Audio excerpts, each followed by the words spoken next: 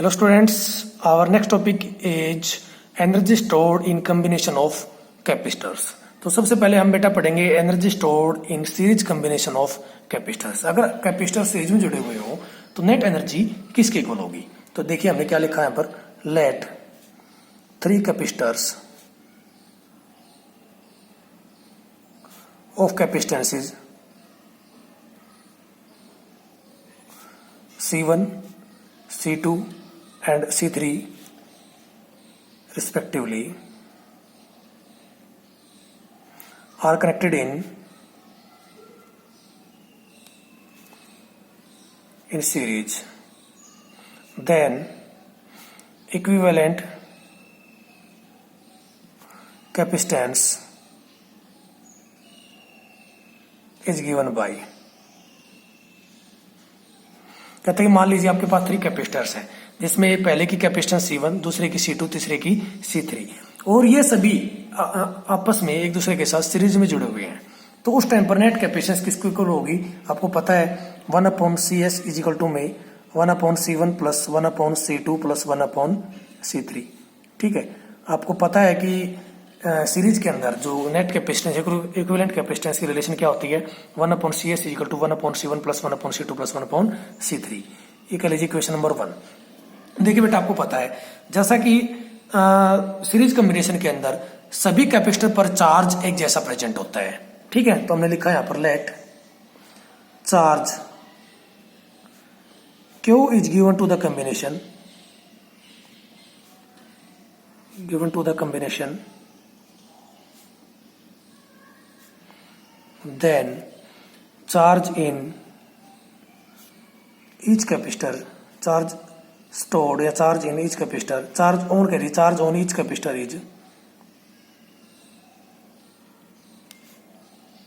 Q. So energy stored in each capacitor, that is C1, C2 and C3 each। कहता है कि मान लीजिए हमने उसको में से कितना चार्ज दिया Q, तो उसके हर एक कैपेसिटर पर कितना चार्ज प्रेजेंट होगा Q। तो कहता है प्रत्येक कैपेसिटर यानी कि C1, C2 और C3 पर कितना जो एनर्जी स्टोर्ड होगी वो किसकी इक्वल होगी। तो देखिए बेटा आपको एक जनरल रिलेशन की अगर मैं बात करूं तो आपको पता है एनर्जी किसके इक्वल होती है, Q² अपॉन में 2C के, U इज इक्वल टू में Q² अपॉन में 2C। तो ये तो था जनरल केस। ठीक है, इसको नोटबुक के अंदर लिखने की आवश्यकता नहीं है। लेकिन जब मैं बात कर रहा हूँ इसके फर्स्ट कैपेसिटर की, तो उसकी एनर्जी हमने क्या मान ली, U1 है। ठीक है, तो U1 किसके इक्वल होगा, चार्ज हमेशा कांस्टेंट रहेगा सीरीज कॉम्बिनेशन में, ध्यान रखना। तो क्या होगा कि उसके अपॉन में 2C1, इसको कह दीजिए इक्वेशन नंबर 2। इसी प्रकार सेकंड कैपेसिटर के अंदर जो एनर्जी स्टोर होगी वो किसके इक्वल होगी, U2 को, और U2 किसके इक्वल होगा, Q² अपॉन में 2C2 इक्वेशन नंबर 3, और U3 किसके इक्वल होगा, Q² अपॉन में 2C3। ठीक है, U3 क्या है, एनर्जी स्टोर्ड इन कैपेसिटर 3। ये कह लीजिए इक्वेशन नंबर 4। ठीक है बेटा, therefore total energy stored in combination is given by, stored in combination is किसकी इक्वल होगी, टोटल एनर्जी, यू टोटल लिख दिया मैंने इसको, यानी कि total energy is equal to में Q² अपॉन में 2CS। सीरीज कॉम्बिनेशन की बात हो रही है तो 1/CS क्या है यहाँ पर, नेट कॉम्बिनेशन, यानी कि CS के अकेले की बात करूं तो equivalent capacitance in series combination. ठीक है बेटा, तो क्या मैं इसको ऐसे लिख सकता हूं, Q² अपॉन में 2 इंटू में 1/CS। आई थिंक कोई फर्क नहीं पड़ेगा। और इक्वेशन 1 से 1/CS की वैल्यू हमें पता है, 1/CS की वैल्यू क्या है, 1/C1 plus 1/C2 plus 1/C3। Put कर दीजिए, इसके अंदर क्या आ जाएगा, Q² अपॉन में 2 इंटू में 1/C1 प्लस में 1/C2 प्लस 1/C3। ठीक है बेटा, किसकी इक्वल चल रही है, टोटल एनर्जी के इक्वल। तो जब इसको Q²/2 को हम मल्टीप्लाई कर देंगे अंदर, तो क्या आ जाएगा, Q² अपॉन में 2C1 प्लस में Q² अपॉन में 2C2 प्लस में Q² अपॉन में 2C3, है ना, किसकी इक्वल होगी, टोटल एनर्जी के इक्वल। अब देखिए equation number, now from equation number 2, 3 and 4 we know that, हमें पता है कि उसके अपन में 2c1 किसके इक्वल है, equation according to equation number 2 u1 के इक्वल, क्यू स्क्वायर अपन में 2c2 किसके इक्वल है, u2 के इक्वल, और क्यू स्क्वायर अपन में 2c3 किसके इक्वल है, u3 के इक्वल। तो इन सभी की जगह वो वैल्यूज पुट कर दें तो टोटल एनर्जी किसकी इक्वल आ जाएगी, u1 प्लस में u2 प्लस में u3। ठीक है, देयरफॉर हम क्या कह सकते हैं बेटा, अब देखें यहाँ पर जो नेट एनर्जी है पूरे कॉम्बिनेशन की वो किसके इक्वल होगी, इंडिविजुअल कैपेसिटर की एनर्जी के सम के इक्वल। तो यहाँ पर लिख सकते हैं therefore total energy stored, total energy stored in series combination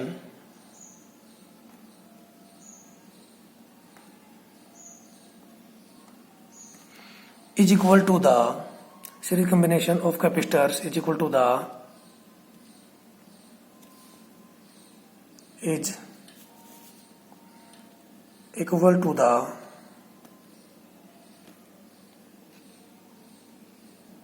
sum of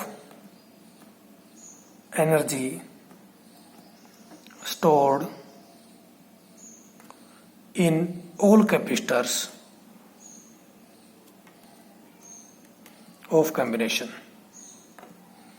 ठीक है बेटा, पता चला कि उस कॉम्बिनेशन के अंदर यानी कि उस ग्रुपिंग के अंदर कितने भी कैपेसिटर जुड़े हुए हैं उन सभी की एनर्जी को हम आपस में ऐड कर देंगे तो टोटल एनर्जी हमारे पास आ जाएगी। और एनर्जी निकालेंगे कैसे वो भी हमने इसी के अंदर बताया। अब नेक्स्ट है energy stored in parallel combination.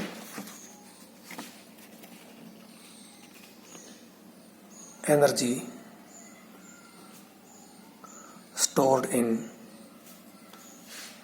Parallel combination of capacitors. इसमें और पिछले में कोई खास फर्क नहीं है, माइनर सा डिफरेंस है जो कि कैपेसिटेंस का था वही। ठीक है, तो देखिए let 3 capacitors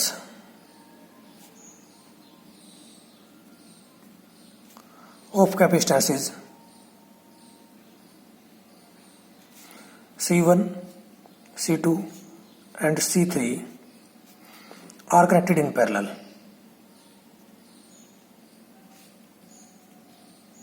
कहता कि आपके पास 3 कैपेसिटर्स हैं जिनमें पहले की कैपेसिटेंस C1, दूसरे की C2, तीसरे की C3 है। ठीक है, और वो सभी कैपेसिटर्स किसमें जुड़े हैं, पैरेलल में एक दूसरे के साथ जुड़े हुए हैं। Then equivalent capacitance is given by, equivalent capacitance को हम किसे लिख देते हैं यहाँ पर Cp से, इज गिवन बाई।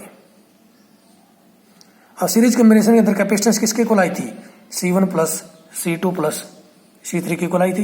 यह होगी आपकी इक्वेशन नंबर 1। अब देखिए बेटा यहाँ पर पैरेलल कॉम्बिनेशन को याद कीजिए। पैरेलल कॉम्बिनेशन के अंदर कैपेसिटेंस किसकी इक्वल आई थी, C1 plus C2 plus C3। Parallel combination के अंदर एक बात और याद कीजिए कि वहां पर चार्ज डिवाइड होता था हर एक कैपेसिटर के बीच में और पोटेंशियल कांस्टेंट रहता था। तो इसलिए हम यहाँ पर पोटेंशियल का कांस्टेंट कंसेप्ट ले लेंगे। Let potential V is given to the combination,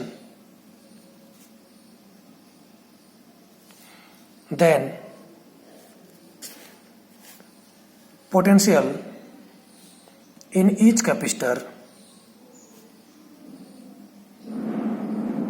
is V। कहते हैं मान लीजिए उस कॉम्बिनेशन पर हमने कितना पोटेंशियल अप्लाई किया V, तो प्रत्येक कैपेसिटर के अक्रॉस कितना पोटेंशियल होगा V। देन सो लिख सकते हो energy stored in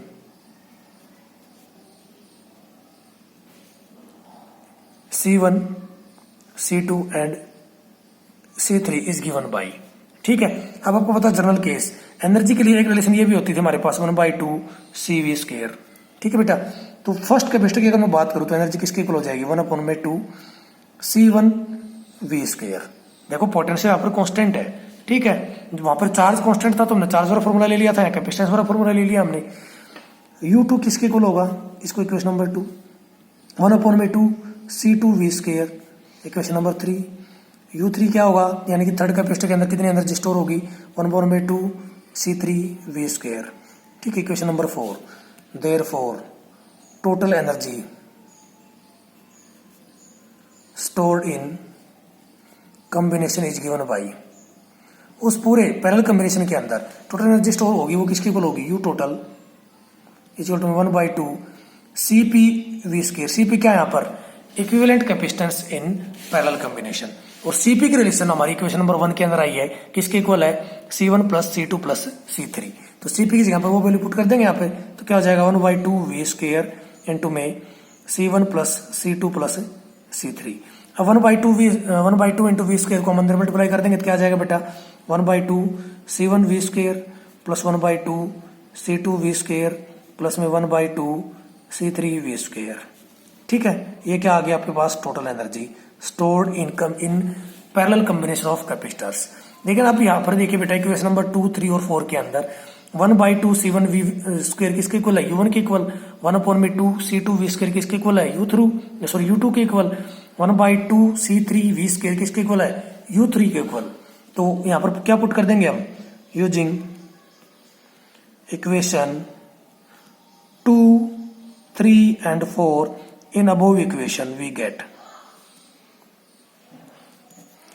total energy stored in a capacitor is equal to में U1 प्लस में U2 प्लस में U3। कहने का मतलब क्या है, यहां पर भी सभी कैपेसिटर्स की एनर्जी को कहा अगर हम सम कर देंगे तो वो उस कॉम्बिनेशन की टोटल एनर्जी के इक्वल आ जाएगी।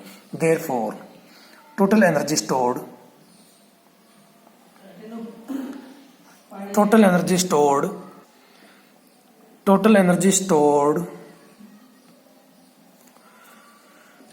in parallel combination of capacitors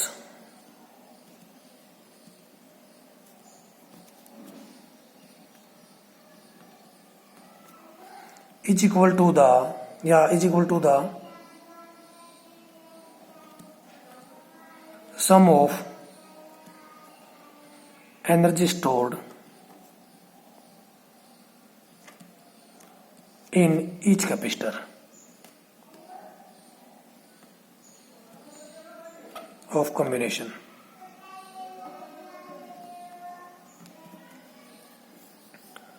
तो देखिए बेटा हमने क्या बताया, हमने इस रिलेशन को यहाँ पे एक्सप्लेन किया कि जो नेट एनर्जी होगी कॉम्बिनेशन की वो किसके इक्वल होगी।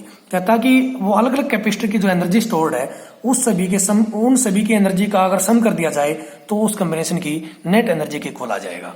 ठीक है बेटा, तो ये था हमारा energy stored in combination of capacitors. आज का लेक्चर ये समाप्त होता है, बाकी नेक्स्ट लेक्चर के अंदर। Thank you very much.